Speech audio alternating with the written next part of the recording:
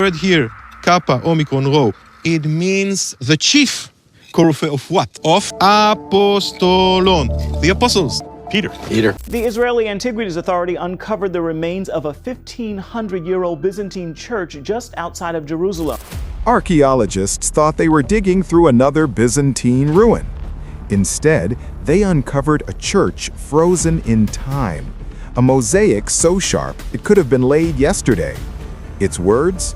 A declaration naming Peter, the chief of the apostles and holder of heaven's keys. But here's the twist. This was not written in Rome.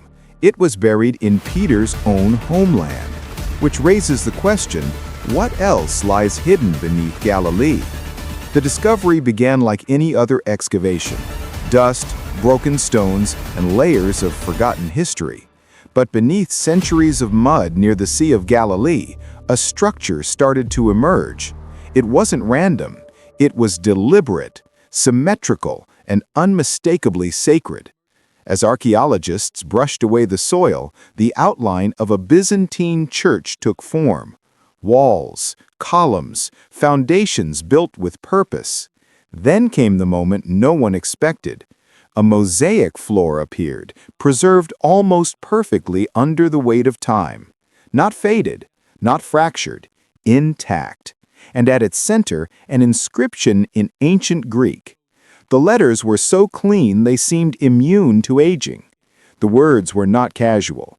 They were confessions of belief, naming Peter not as one of many, but as chief of the apostles and bearer of heaven's keys. But here's the twist. This was not written in Rome. It was buried in Peter's own homeland. For centuries, scholars argued over the true location of Bethsaida, the fishing village mentioned in the Gospels, as the hometown of Peter, Andrew, and Philip. Some claimed it was farther inland. Others insisted it had vanished beneath floods, war, or shifting terrain. The debate went in circles, with no proof strong enough to silence the doubt. But this church wasn't built in a random spot. It sat directly on top of an earlier settlement, a first-century layer rich with fishing tools, coins, pottery, and remnants of daily life from the exact era of the apostles. The location matched the shoreline of ancient Galilee before the water receded. The timeline aligned with the lives of the men who walked with Christ. And then, the inscription changed everything. This wasn't a distant tribute written centuries later in Rome. It was a declaration from the soil of Galilee itself, and it hinted at something even bigger, still buried.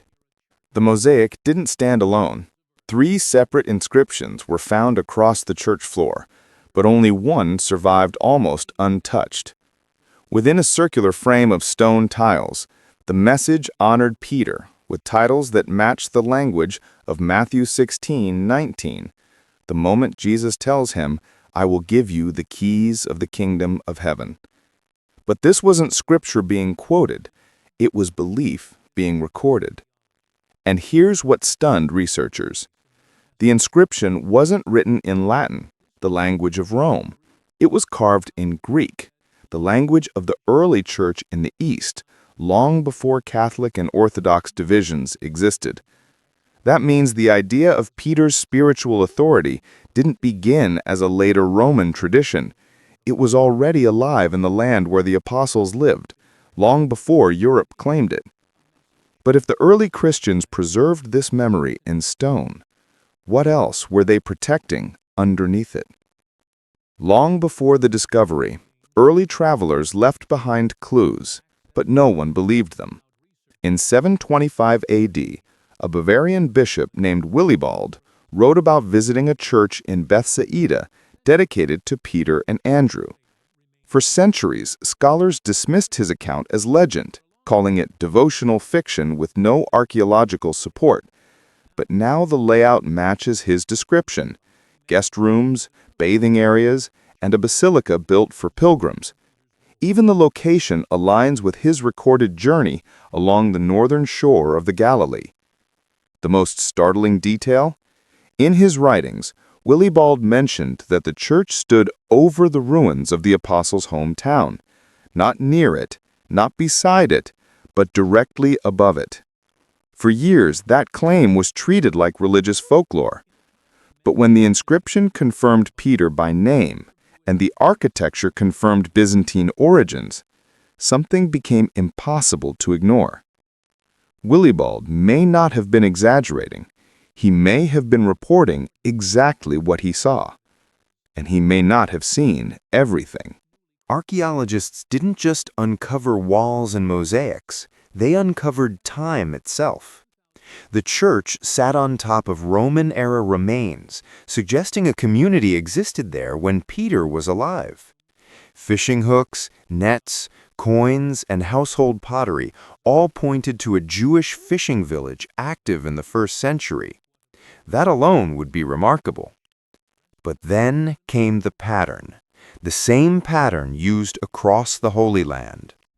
For early Christians, churches weren't built randomly. They were placed with intention, directly over locations tied to the lives of apostles, prophets, and Christ himself. The Church of the Nativity in Bethlehem, the Church of the Holy Sepulchre in Jerusalem, the Church of the Annunciation in Nazareth.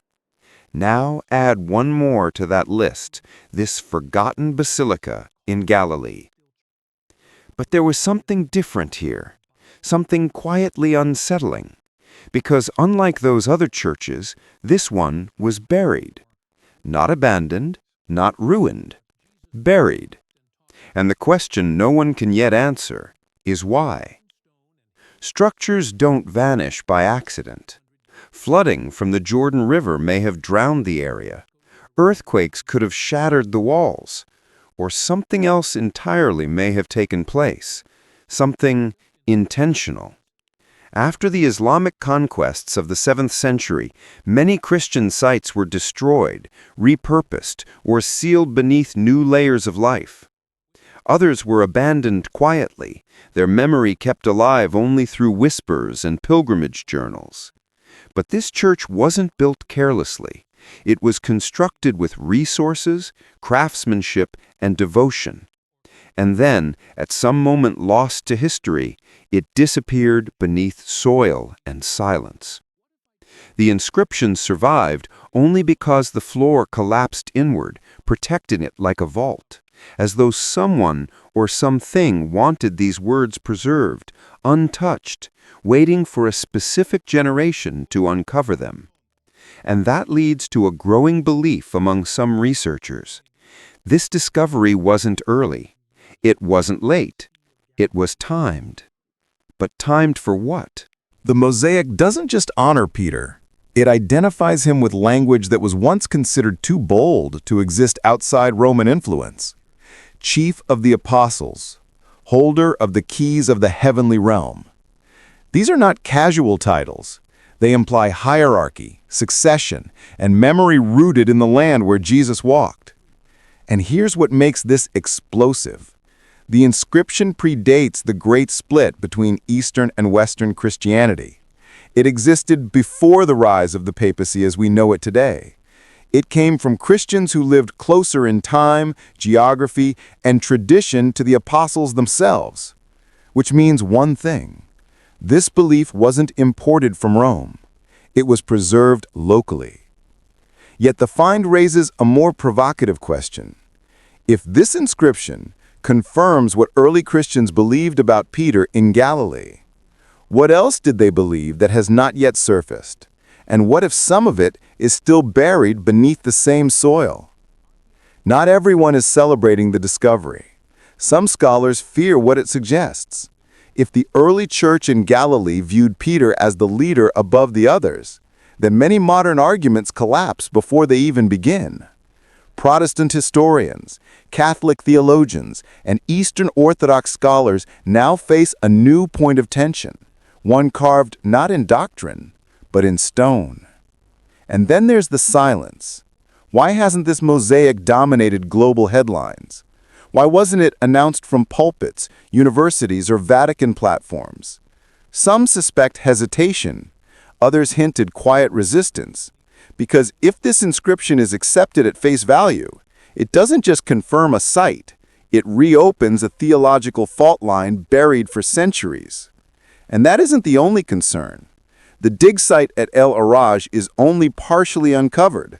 Less than a fraction of the area has been excavated, which means the most important artifact may not have been found yet.